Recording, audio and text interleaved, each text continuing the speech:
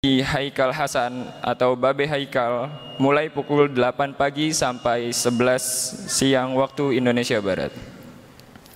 Selanjutnya, undangan dari remaja Masjid Nurul Huda Remanuda dalam peringatan Maulid Nabi Muhammad SAW pada hari Ahad 15 Oktober 2023 pukul 7:30 sampai 11 siang waktu Indonesia Barat yang beralamat di Jalan Nurul Huda RT 1 RW 4 Kampung Utan Cempaka Putih Ciputat Timur Tangerang Selatan dengan penceramah Al-Habib Husain bin Muhammad Al-Kaf. Selanjutnya mohon bagi jamaah untuk menjalankan kotak infak atau tromol yang sudah kami sediakan agar saudara-saudara kita yang ingin bersodakoh dapat lebih mudah menyalurkan infak dan sodakoh terbaiknya. Sodakoh infak jamaah sekalian sangat bermanfaat untuk menunjang kegiatan Masjid Jami Ar-Rahmah. Selanjutnya mohon dukung dakwah digital Masjid Jami Ar-Rahmah dengan memfollow akun @arrahmahrempoa di Instagram, YouTube, TikTok, dan Facebook. Sekali lagi kami dari segenap pengurus Masjid Jami Ar-Rahmah memohon maaf jika pelayanan kami kepada jamaah sekalian belum maksimal. Kritik dan saran dengan senang hati kami terima untuk evaluasi dan perbaikan pada masa yang akan datang. Demikian yang dapat kami sampaikan. Terima kasih atas perhatiannya. Billahi taufiq wal hidayah wa ridha wal inayah. Assalamualaikum warahmatullahi wabarakatuh.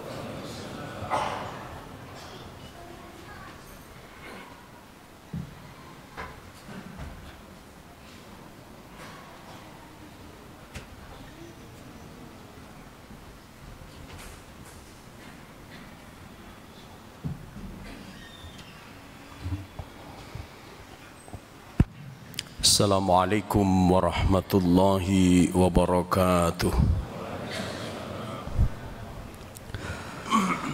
Allahu Akbar, Allahu Akbar,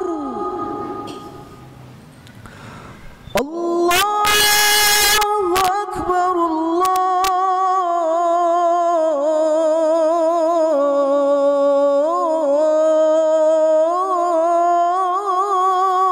Akbar.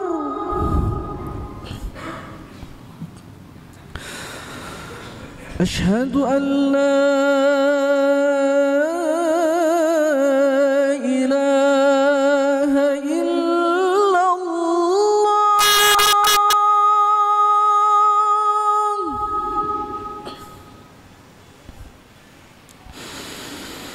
أشهد أن لا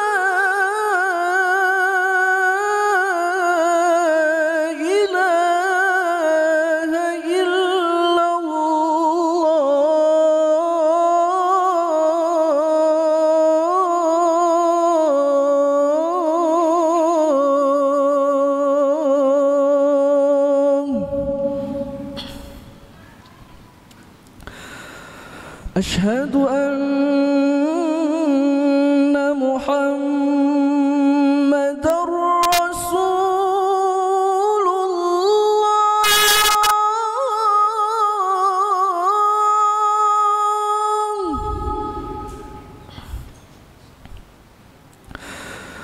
أشهد أن محمدًا رسول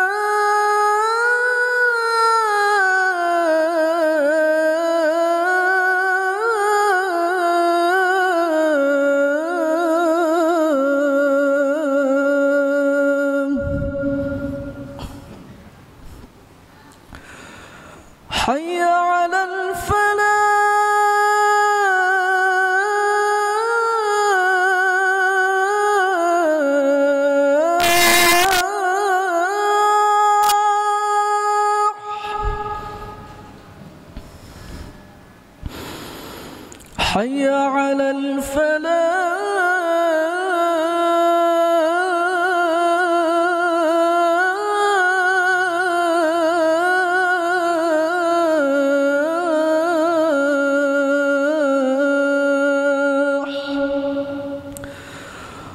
الله أكبر الله أكبر لا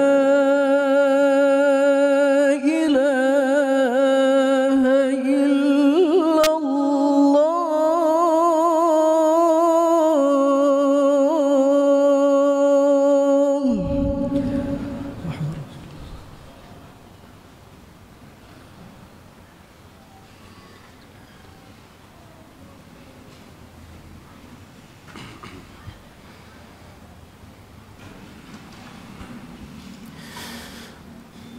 نحمدك يا الله ونشكرك يا ذا الجلال والإكرام أنت الذي أنعمنا بنعمة الإيمان والإسلام حتى نستطيع أن نتحرك من بيوتنا إلى هذا المكان.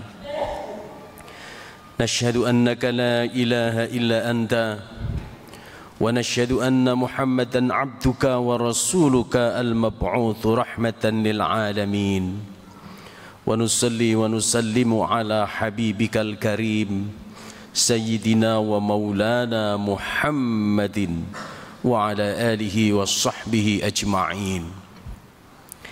أما بعد فيا عباد الله اتقوا الله حق تقاته ولا تموتن إلا وأنتم مسلمون. وقال تعالى في كتابه العزيز وهو أصدق القائلين أعوذ بالله من الشيطان الرجيم إن الذين كفروا من أهل الكتاب والمشركين في نار جهنم خالدين فيها أولئك هم شر البرية. صدق الله العظيم. Puji syukur marilah kita panjatkan kehadirat Allah Subhanahu wa Ta'ala yang senantiasa menganugerahkan nikmat dan karunia kepada kita. Dan di antara nikmat yang kita rasakan, kita dapat hadir kembali di masjid untuk melaksanakan sholat Jumat bersama, dengan doa semoga seluruh rangkaian niat dan ibadah kita diterima oleh Allah Subhanahu wa Ta'ala. Amin ya rabbal alamin. Saudara-saudara kaum muslimin sidang Jumat yang berbahagia, sebagaimana kita saksikan baik di televisi ataupun di media lain bahwa beberapa hari ini bangsa Palestina sedang mengalami satu peristiwa buruk, di mana setelah Hamas melakukan pembalasan terhadap Israel, kemudian dibalasnya dengan membabi buta. Ribuan orang telah meninggal dengan sia-sia. Sesungguhnya penzaliman yang dilakukan oleh bangsa Yahudi kepada bangsa Palestina sudah sejak 75 tahun yang lalu, yaitu tahun 1948. Entah sampai kapan ini akan berakhir. Entah sampai kapan kemudian bangsa Palestina mampu menghirup udara kemerdekaan di negerinya sendiri yang dikoyak oleh bangsa Yahudi. Hadirin kaum muslimin yang berbahagia, kalau kita melihat bagaimana sejarah bangsa Yahudi khususnya pada masa Rasulullah Sallallahu Alaihi Wasallam, di tahun 622 Masehi, ketika Rasulullah Sallallahu Alaihi Wasallam hijrah ke Madinah, disitulah sudah ada 3 kelompok Yahudi yang menjadi suku besar di antara suku-suku yang lain, yaitu suku Bani Qainuqa, suku Yahudi dari Bani Nadir, dan suku Yahudi dari Bani Quraidah. Ketika Rasulullah Sallallahu Alaihi Wasallam hadir di Madinah, Rasulullah mempersatukan bukan hanya kaum muhajirin dan kaum ansor, tetapi juga mempersatukan orang-orang Yahudi sebagai bangsa yang hidup di kota Madinah pada saat itu. Maka Rasulullah Shallallahu Alaihi Wasallam pun membuat Piagam Madinah sebagai undang-undang atau konstitusi yang harus ditaati oleh siapapun yang hidup di negeri Madinah itu.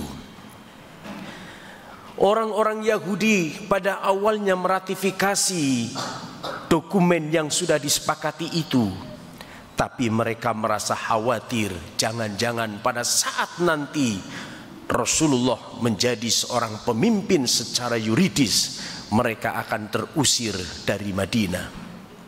Sehingga mereka pun selalu melakukan provokasi-provokasi yang menjadikan mereka pun terusir dari kota Madinah. Bani Qainuqa dari bangsa Yahudi yang pertama kali melakukan provokasi terhadap Rasulullah SAW dan kaum muslimin Madinah adalah pada tahun kedua Hijriah, di mana mereka melakukan pelecehan seksual terhadap seorang wanita muslimah ketika melakukan pembelian di sebuah toko di pasar Bani Qainuqa dengan seakan-akan menelanjangi baju yang dipakai oleh seorang muslimah itu. Pada awalnya seorang muslimah ketika datang di pasar Bani Qainuqa, pemuda-pemuda Bani Qainuqa menginginkan agar si wanita muslimah ini melepaskan purdahnya atau penutup mukanya. Tapi tentu saja kemudian ditolak.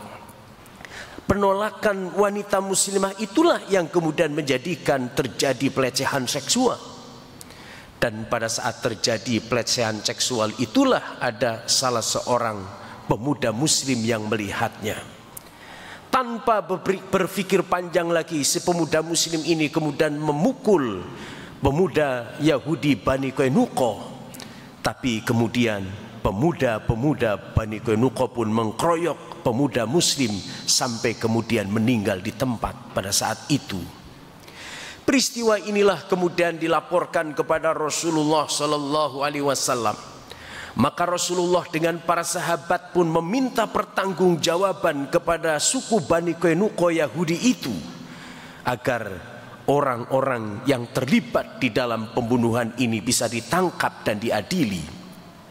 Tetapi kemudian mereka menolak, yang pada akhirnya kemudian Rasulullah dan kaum muslimin mengepung Bani Qainuqa selama kurang lebih 14 hari 14 malam.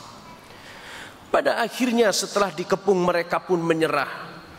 Sebagaimana yang sudah disepakati bersama, barang siapa yang mengkhianati konstitusi Madinah pada saat itu harus angkat kaki dari Madinah. Dan mereka pun seluruhnya meninggalkan Madinah dan menuju ke kota Khaybar yang berjarak kurang lebih sekitar 150 km di utara Madinah.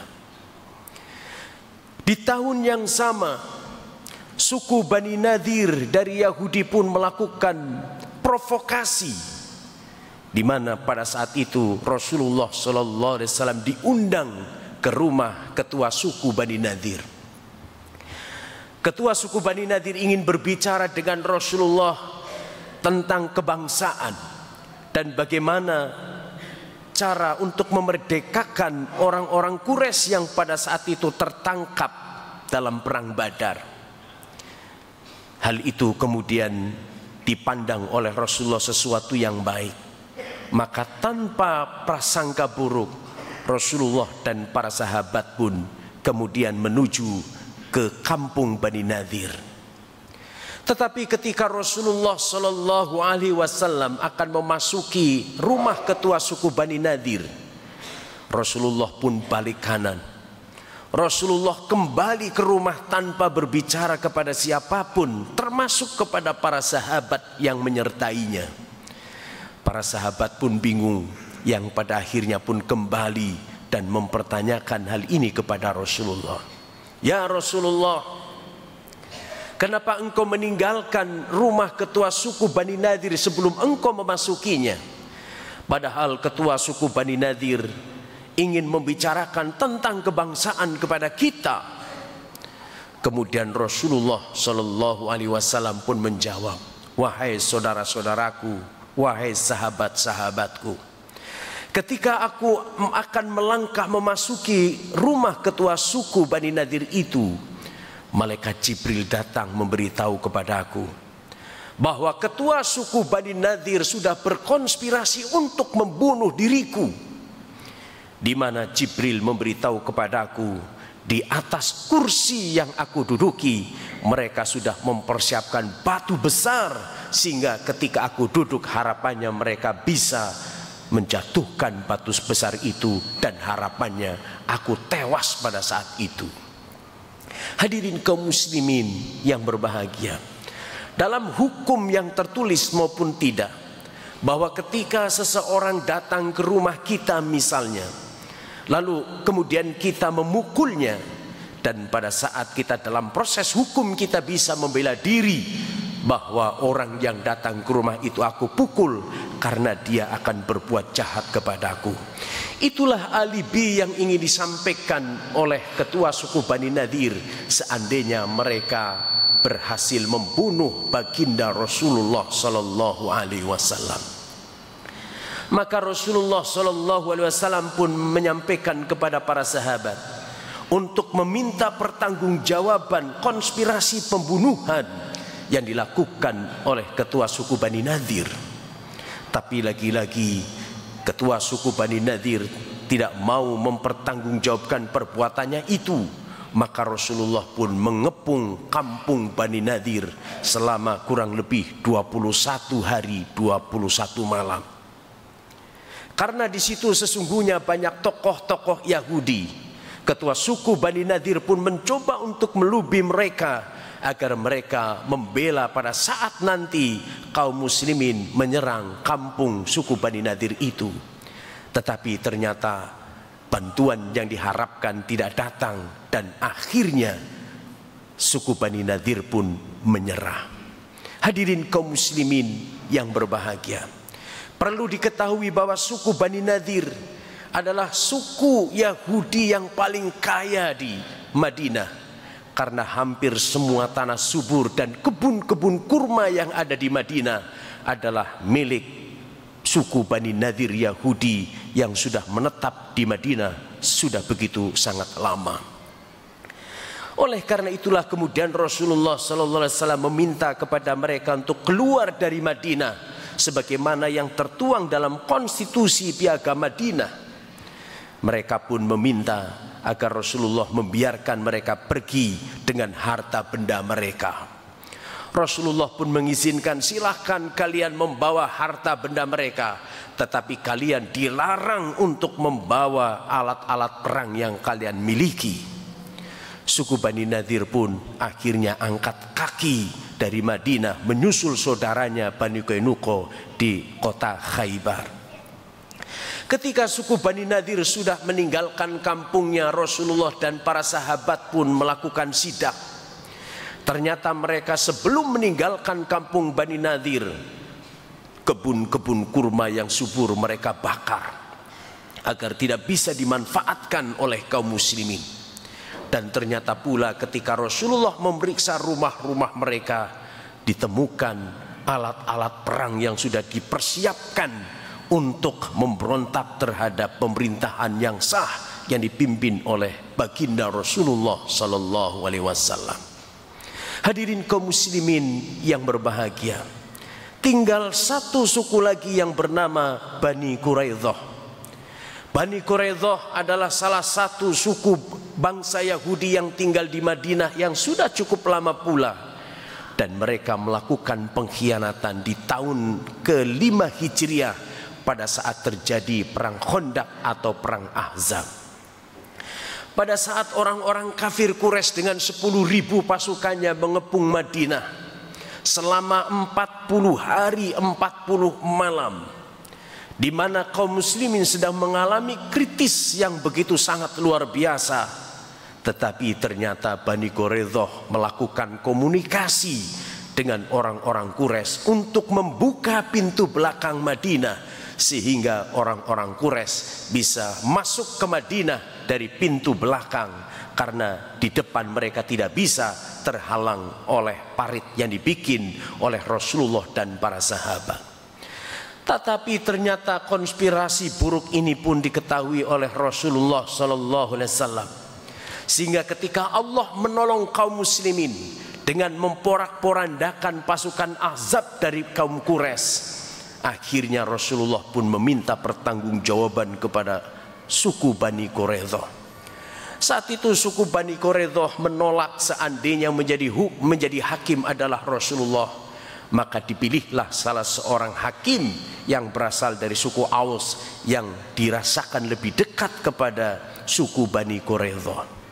Tetapi ternyata hakim ini begitu sangat adil sehingga memberi sebuah keputusan yang tepat bahwa orang-orang Bani Quraidah yang terlibat dalam konspirasi menjegal Rasulullah sallallahu alaihi wasallam dengan memberi kesempatan kepada kaum Quraisy untuk masuk pintu gerbang Bani Quraidah sehingga mampu menyerang pasukan Rasulullah dari belakang, maka akhirnya mereka pun dihukum mati.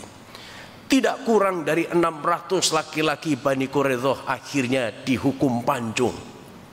Sisanya mereka pun terusir dan angkat kaki dari kota Madinah menyusul saudaranya Bani Quraidah, Bani Qainuqa dan Bani Nadir. Saudara hadirin kaum muslimin yang berbahagia, 5 tahun Rasulullah merasa terganggu di dalam memimpin negara yang baru itu oleh orang-orang Yahudi, Bani Qainuqa, Bani Nadir dan Bani Quraidah.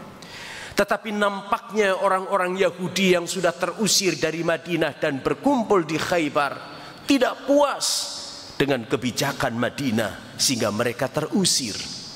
Maka tahun-tahun itulah mereka melakukan provokasi terhadap Madinah, sehingga pada tahun 7 Hijriah Rasulullah dan para sahabat pun mengepung benteng Khaybar yang pada akhirnya benteng itu pun runtuh dan orang-orang Yahudi pun angkat kaki dari Khaybar.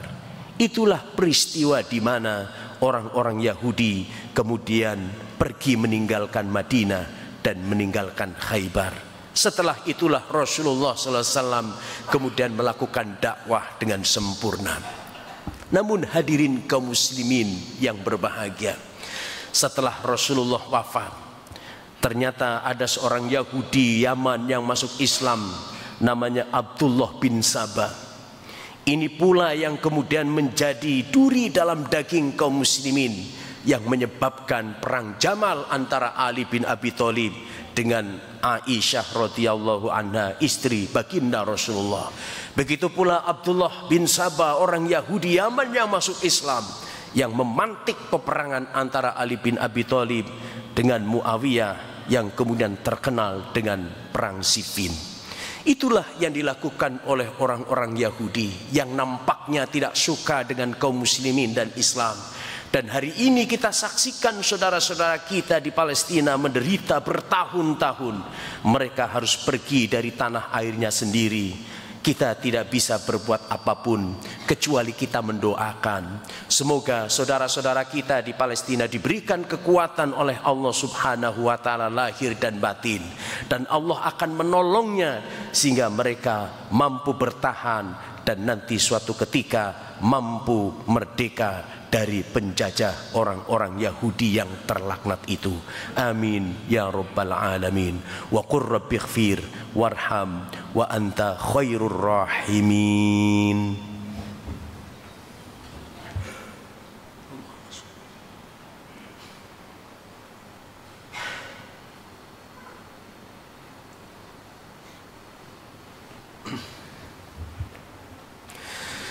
حمدا لمن قال في كتابه العزيز وهو أصدق القائلين أعوذ بالله من الشيطان الرجيم يا أيها الذين آمنوا اتقوا الله ولتنظر نفس ما قدمت لغد واتقوا الله إن الله خبير بما تعملون أشهد أن لا إله إلا الله وحده لا شريك له وأشهد أن محمدا عبده ورسوله لا نبي بعده اللهم فصل وسلم وبارك على محمد وعلى آله وصحبه أجمعين.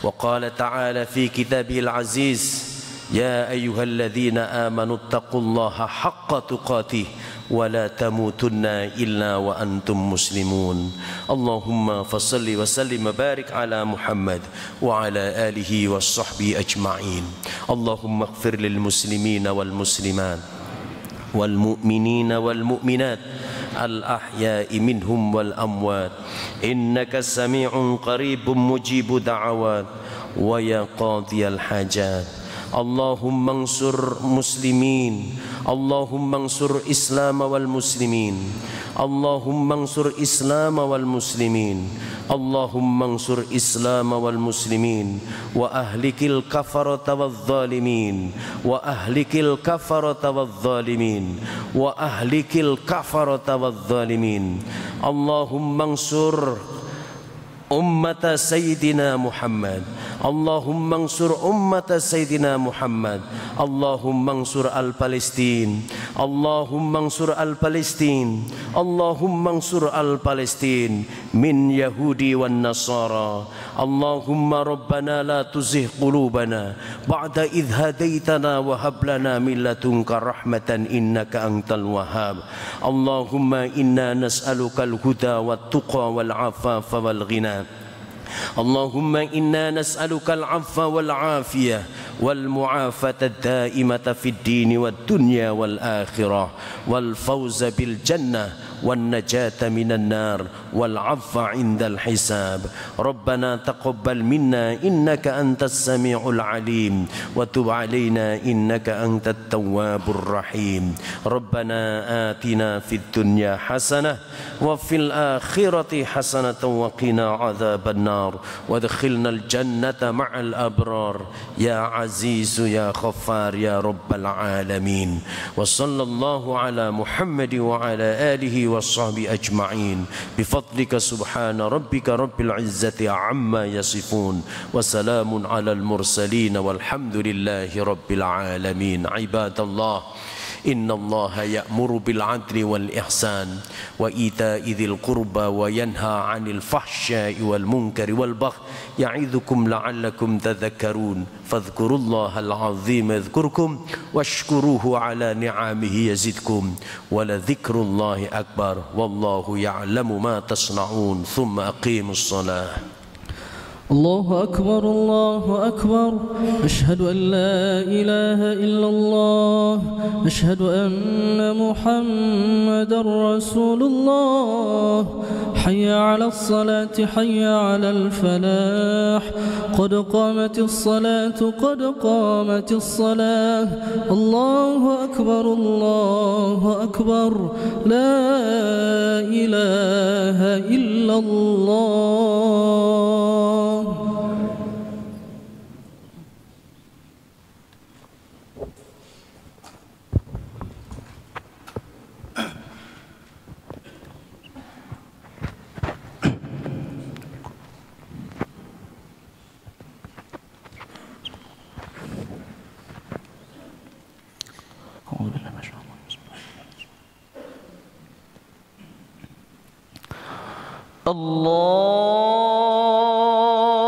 الله أكبر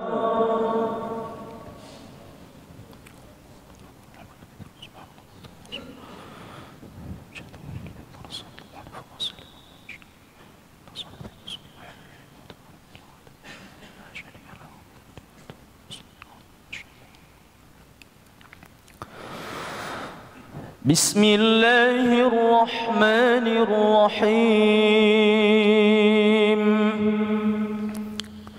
الحمد لله رب العالمين الرحمن الرحيم مالك يوم الدين إياك نعبد وإياك نستعين اهدنا الصراط المستقيم صراط الذين أنعمت عليهم غير المغضوب عليهم ولا الضالين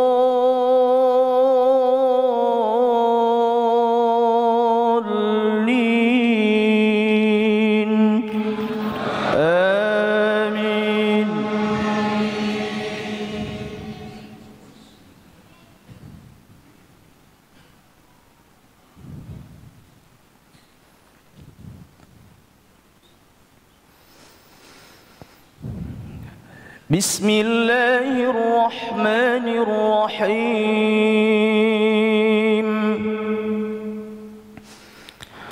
وإذ قال موسى لقومه يا قوم إنكم ظلمتم أنفسكم باتخاذكم العجل فتوبوا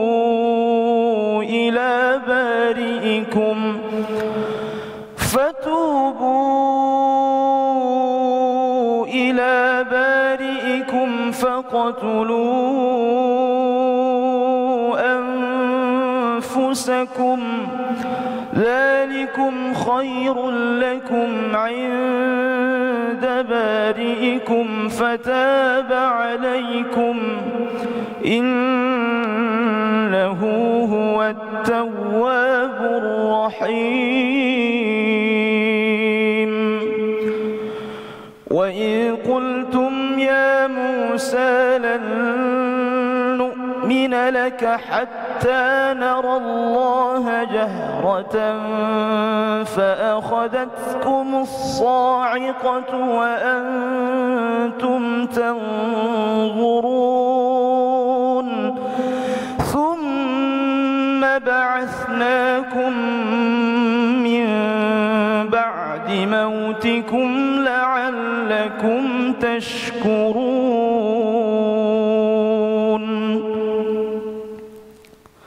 الله أكبر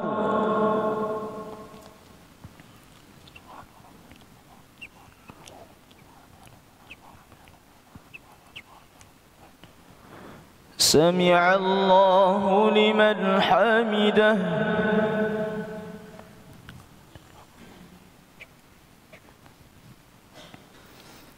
الله أكبر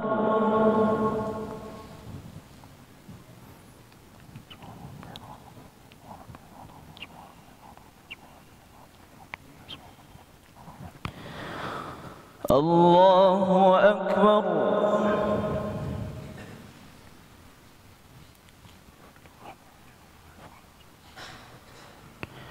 الله أكبر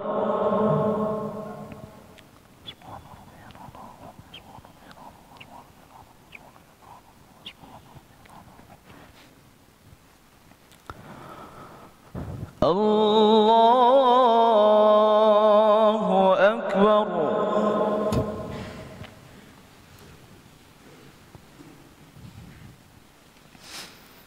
بسم الله الرحمن الرحيم الحمد لله رب العالمين الرحمن الرحيم مالك يوم الدين إياك نعبد وإياك نستعين اهدنا الصراط المستقيم صراط الذين أنعمت عليهم غير المغضوب عليهم ولا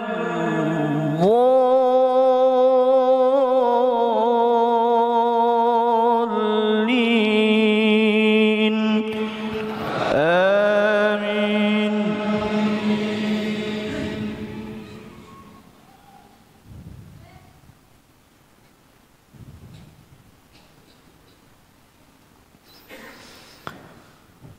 بسم الله الرحمن الرحيم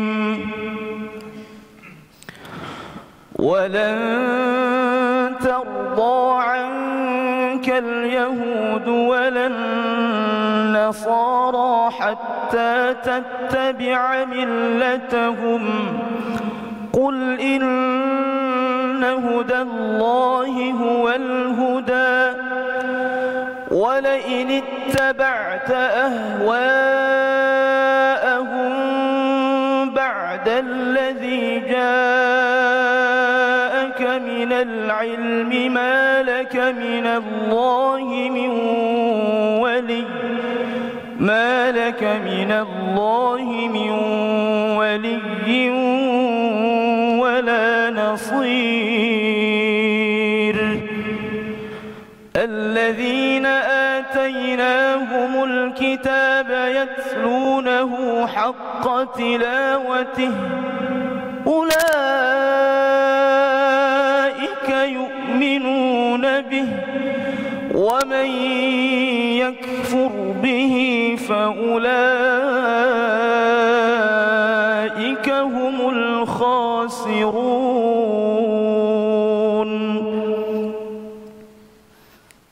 الله أكبر.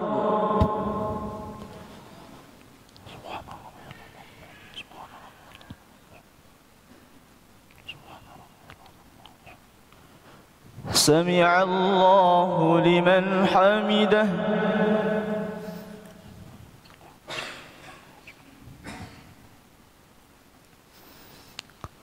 اللهم أعز الإسلام والمسلمين. اللهم انصر الإسلام والمسلمين. اللهم انصر إخواننا المسلمين والمجاهدين في فلسطين. اللهم انصر إخواننا المجاهدين على أعدائنا أعداء الدين.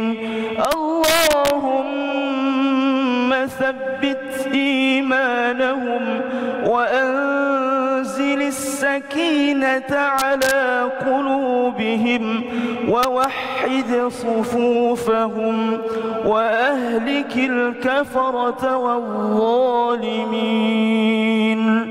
وصلى الله على سيدنا محمد وعلى آله وصحبه أجمعين والحمد لله رب العالمين.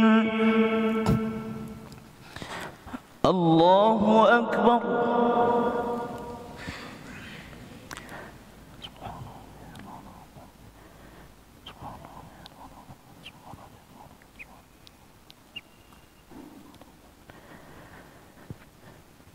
الله أكبر.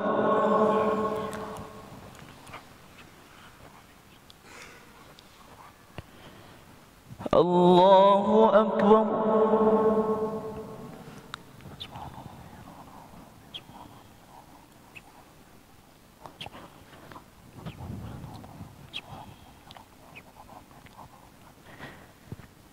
الله أكبر.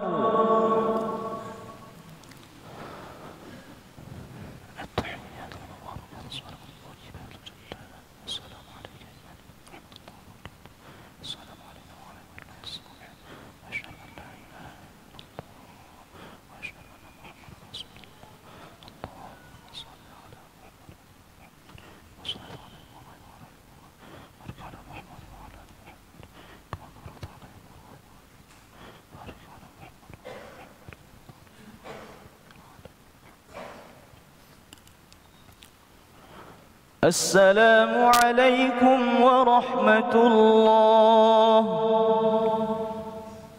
السلام عليكم ورحمة الله.